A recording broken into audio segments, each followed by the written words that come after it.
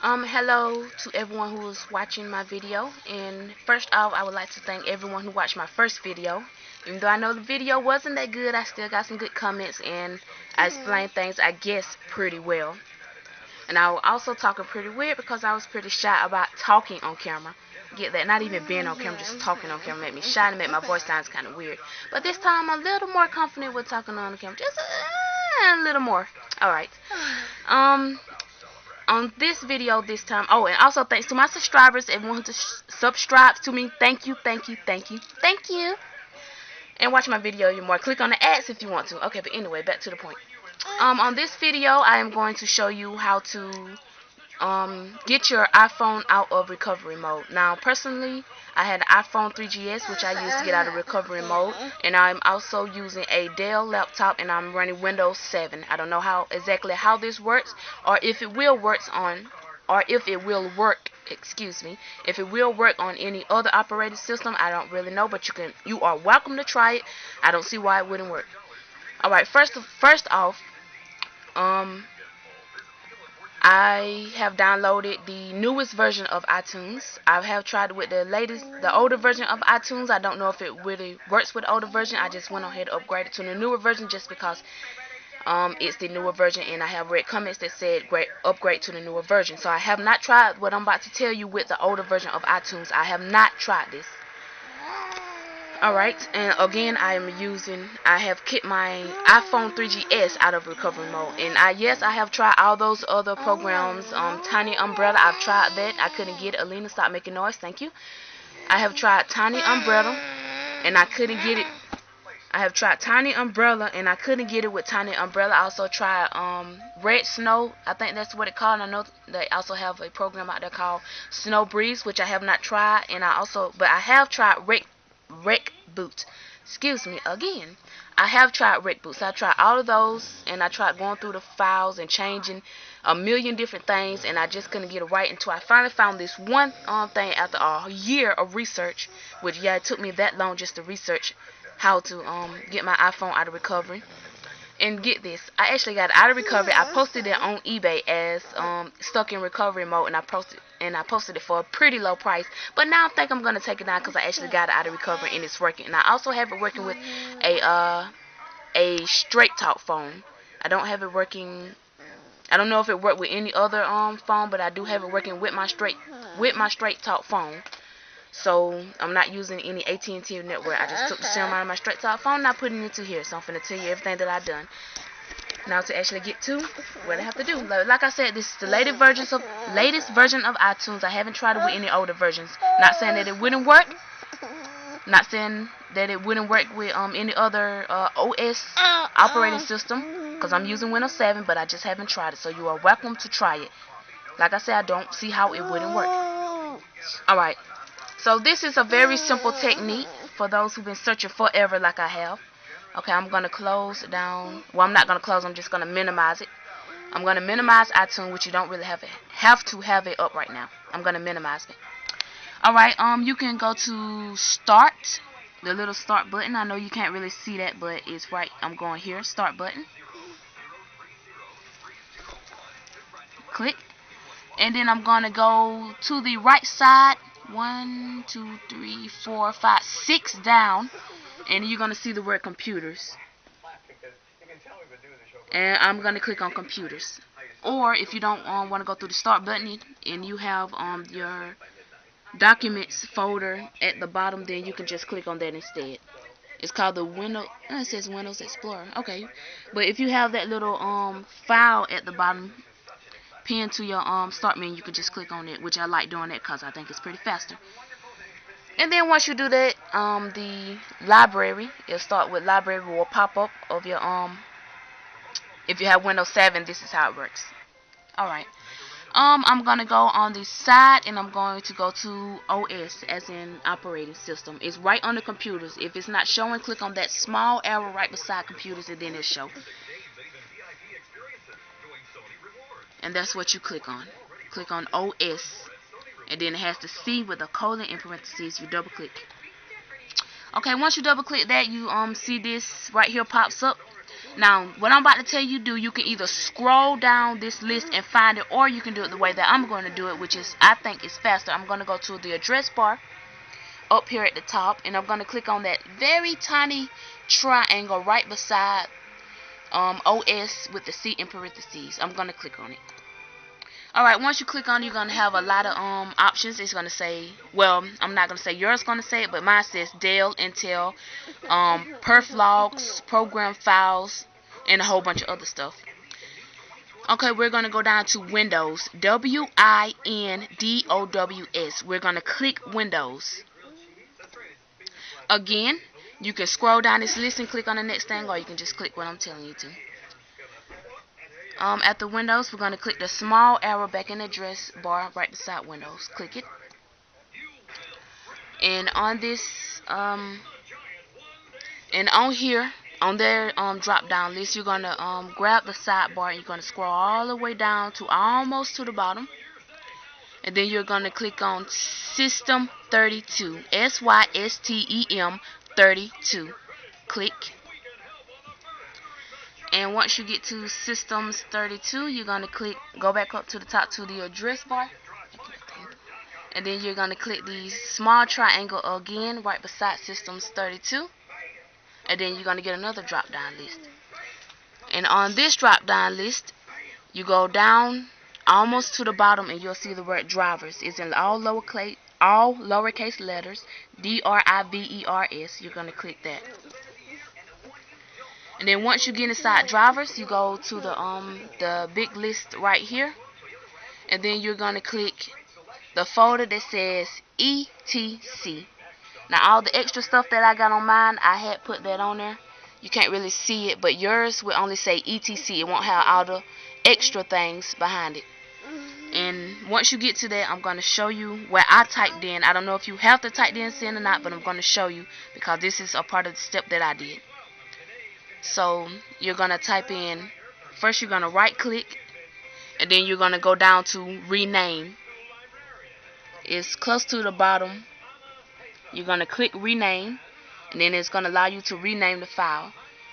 Without putting any spaces, you put 74.208.10.249, and then you put a space and you type GS, and this is lowercase, dot apple, APPLE.com, COM, and then you click enter to rename that folder. Then after you rename it, you double click and go into the folder. And once you double click and go into the folder, you will see a file called hosts, HOSTS. You're gonna also, now you might have hosts, and then it might be .ICS or anything else. You're gonna right click and you're gonna go back down to rename, so you can rename this file. And for this one, when you rename it, leave the word hosts, HOSTS, leave that on there. But anything after that, you're gonna delete. And in its place, we're gonna type the same thing that we typed on the other folder. We're gonna type 7, and do not put any spaces after that dot. You're gonna put hosts, and no space, and then you're gonna type 74.208.10.249, and then we're gonna put a space, and we're gonna write gs.apple, APPLE.com, and all of that is in lowercase letters. Once you do that, you click enter, and that folder will be renamed. And we're done in it. You can exit out if you want to. After you exit, you're gonna open up iTunes, and you should have your phone hooked up into iTunes. You will also need internet to do this.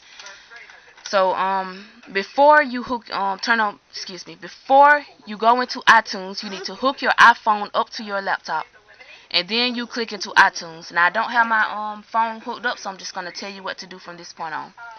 So once you hook your iPhone up, it should say that iTunes had discovered a iPhone in recovery mode, and then you just click OK, and then it will give you the options to restore your iPhone. You click the option, it's gonna be over in the left side, it's going to have a picture of an iPhone if you're using the newest version of iTunes that I have. And like I said, I'm doing this in 2012.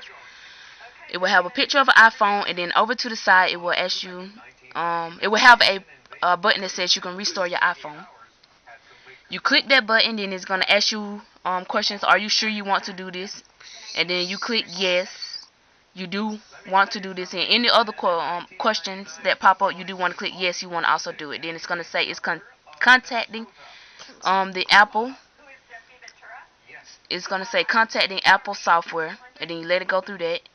And then it asks you another question, and you click yes, and then it's going to ask you, do you want to, then it's going to ask you the agreements. It's going to put the agreement up, then you click agree. Then after that, it's going to, up here, it's going to have a loading bar, and it's going to download the software needed, the latest software and updates. It's going to download them onto iTunes, which is going to download them onto your computer.